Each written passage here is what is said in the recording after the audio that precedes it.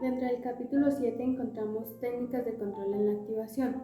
Esta nos dice que el incremento en los niveles de la activación es una respuesta básica y es muy útil al momento de hacerle frente a demandas del medio, ¿sí? Ya sean demandas ambientales, pensamientos, actuaciones o incluso la búsqueda de soluciones. Podemos encontrar efectos de la relajación a nivel orgánico y a nivel cognitivo. A nivel orgánico encontramos que hay una disminución en la tensión, disminución en el tono muscular, disminuye la secreción de adrenalina y noradrenalina y aumenta el funcionamiento del sistema inmunológico. A nivel cognitivo encontramos que hay una disminución en la frecuencia respiratoria, hay una eliminación del dióxido de carbono, hay una oxigenación en los tejidos, hay disminución de la presión arterial y hay un aumento de saliva. Los procedimientos de relajación más utilizados son el control de la respiración, la relajación diferencial, la meditación trascendental, la relajación en imaginación, el entrenamiento autógeno, las técnicas de biofeedback, la yoga, la relajación inducida y la hipnosis. Cuando hablamos de sensibilización sistemática hacemos referencia a que es una técnica dirigida a la reducción de respuestas de ansiedad y conductas motoras de evitación ante determinados estímulos. Esta técnica fue propuesta por Wolff en los años 50. Para hablar de la sensibilización sistemática debemos tener claros sus conceptos básicos. En esta, primeramente, hacemos referencia a lo que son las respuestas incompatibles.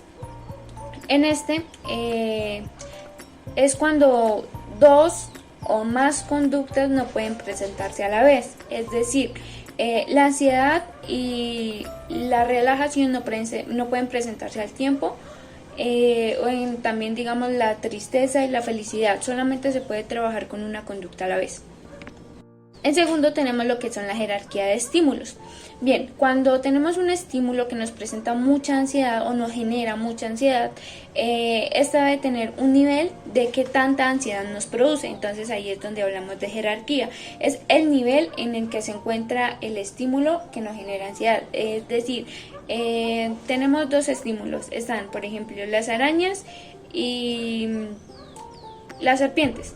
Entonces, las serpientes no me producen a mí tanta ansiedad, en cambio las arañas sí. Entonces, el estímulo que más me produzca ansiedad es el que más va a estar arriba y el que no, pues el que se va a estar abajo. En tercer lugar, encontramos lo que es la generalización. Esta es cuando se da una respuesta a una situación y esta se generaliza a nivel completo. Por cuarto, encontramos lo que es el condicionamiento. Aquí se puede asociar una situación que provoca la respuesta de ansiedad con una respuesta incompatible. Después de varias asociaciones, la respuesta que producía ansiedad dejará de hacerlo y en este va a tomar lugar una respuesta incompatible. Dentro de esta técnica se encuentran modelos que van dirigidos hacia el cambio cognitivo. En estos se encuentran las expectativas, la autoeficacia y el cambio cognitivo. Dentro de las expectativas hablamos que el terapeuta promueve las expectativas de éxito.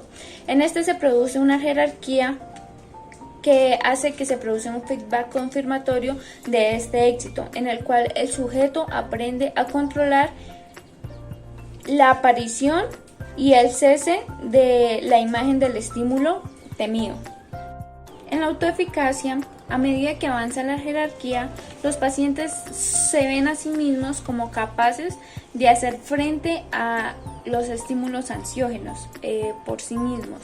Ya no le temen a esto. Es decir, una persona que le tiene miedo a las arañas, después de haber pasado por la primera etapa, que fue la de las expectativas, ya puede sentirse en capacidad del mismo como acercarse a ellas sin ningún tipo de miedo o sin ningún tipo de ansiedad. En el cambio cognitivo, la persona ya totalmente entiende que el objeto que le producía una fobia ya no es peligroso. Entonces, al momento de hacer el acercamiento con tal animal o cosa que le haya producido la fobia, ya no va a sentir ninguna sensación de temor, de miedo o de ansiedad, que era lo que principalmente le producía. Ya es algo neutro y con toda la facilidad va a poder acercarse al objeto.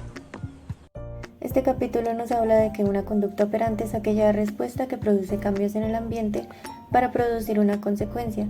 Estas técnicas operantes se utilizan para el desarrollo, control, reducción o eliminación de conductas operantes. Hay que tener en cuenta ciertos factores como la contigüidad entre la conducta y la consecuencia, es decir, que el reforzador o el castigo debe aplicarse de forma inmediata o en un tiempo muy cercano a la conducta emitida que se desea aumentar o disminuir. De esta forma, el individuo podrá hacer una asociación de la conducta y las consecuencias que ésta puede producir. La contingencia sería otro factor importante, ya que una contingencia es la relación entre una conducta y la consecuencia, es decir, la consecuencia que se produzca en el ambiente es dependiente de la conducta. El reforzador positivo es un estímulo que se presenta cuando la conducta operante es emitida y a la vez esta hace que se incremente. Por ejemplo, si un niño hace su tarea, se le va a premiar con algún estímulo agradable y esto hará que el niño tenga deseos de seguir emitiendo dicha conducta. El reforzador negativo es cuando se quita un estímulo aversivo o desagradable y hace que la conducta se incremente, con el propósito de evitar que el estímulo aversivo se presente nuevamente. Por ejemplo, si un empleado hoy deja de llegar tarde, su jefe dejará de regañarlo o imponerle trabajo extra. Esto hará que el empleado continúe con dicha conducta de llegar temprano.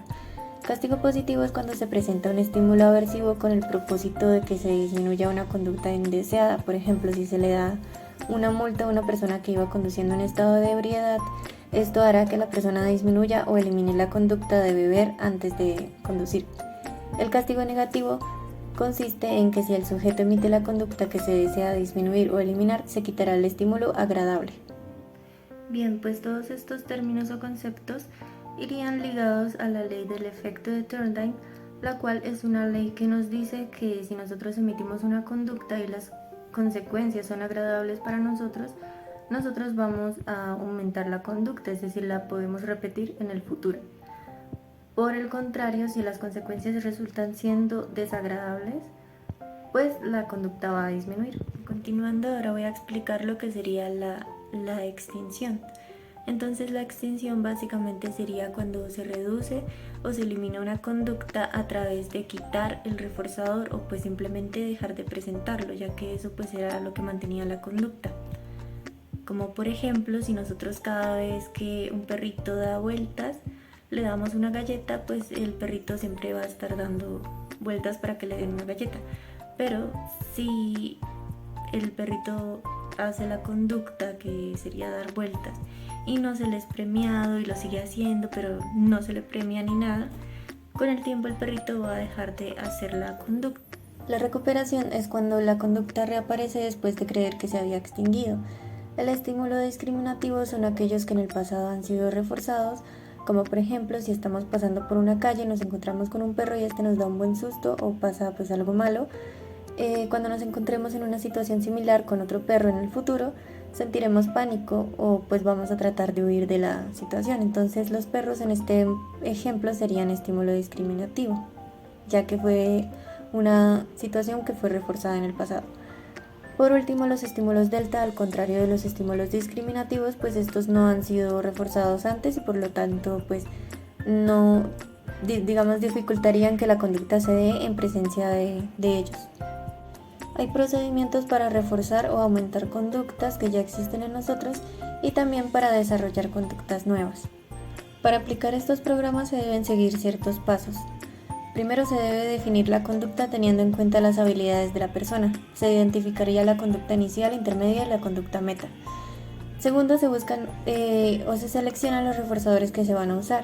Hay que tener en cuenta que los reforzadores deben ser variados para evitar la saciación, que es cuando el individuo ya no se siente atraído por un estímulo, ya que se le ha presentado de forma muy constante.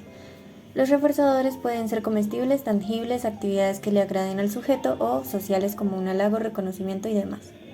Y el tercer paso sería seleccionar el programa de refuerzo, que nos dice qué conducta será reforzada en sí. Por ejemplo, en los programas de reforzamiento continuo se refuerzan todas las apariciones de la conducta. En cambio, en los programas de reforzamiento intermitente solo se reforzarían algunas de las emisiones de la conducta. Existen dos tipos de programas intermitentes. Están los programas de razón, que por ejemplo se refuerza una de cada X conducta, y los programas de razón variable, que se refuerza una conducta tras un número variable de emisiones.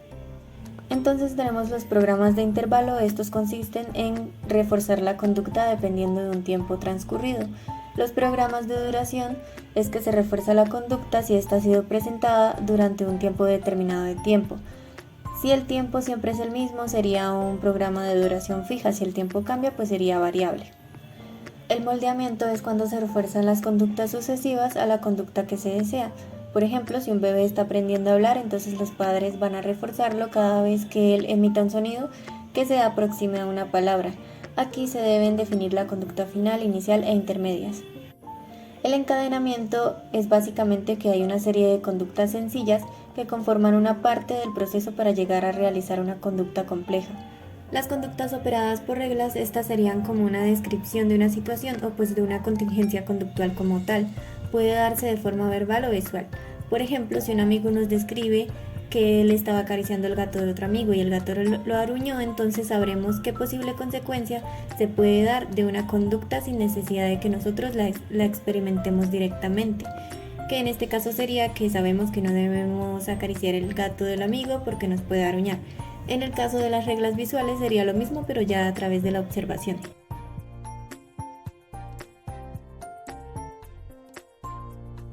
Bueno, las técnicas aversivas tuvieron su auge del año 2000 al 2008. Actualmente no son muy utilizadas, sin embargo encontramos la aplicación de castigos todavía en normas de tránsito y en aspectos políticos. Un ejemplo sería cuando sucedió todo esto de la pandemia, se implementó el uso del tapabocas y el uso del carnet con la vacuna contra el COVID. De lo contrario, la persona no tener estos requisitos se le castigaba con una multa o por el contrario se le restringía el acceso pues a ciertos lugares. Uno de los motivos por los cuales las técnicas aversivas no son muy utilizadas es porque cuando se propone una educación basada en el castigo, esta va a generar repercusiones emocionales importantes, desequilibrando el bienestar psicológico de la persona. Esto sucede porque se suele enfatizar en el logro de la conducta que se desea y no se le brinda mayor importancia a los reforzadores que potencializan esa conducta.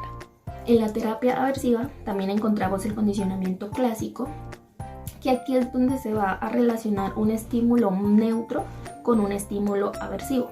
Después encontramos el condicionamiento operante.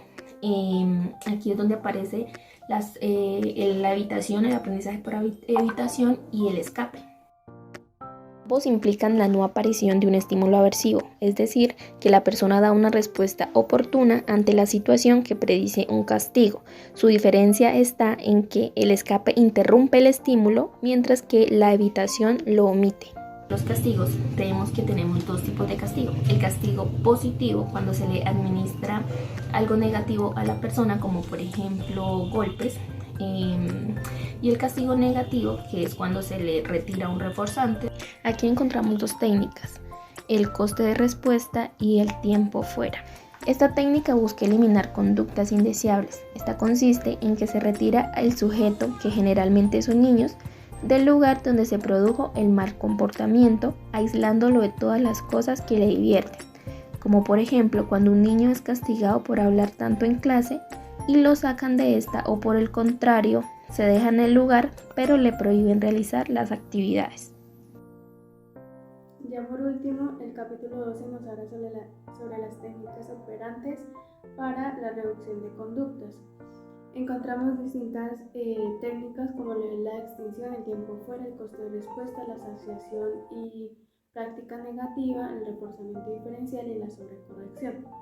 Dentro de la asociación encontramos que esta es la presentación repetida de un estímulo reforzador en un lapso de tiempo pequeño hasta llegar al punto en el que el estímulo pierda su valor reforzante.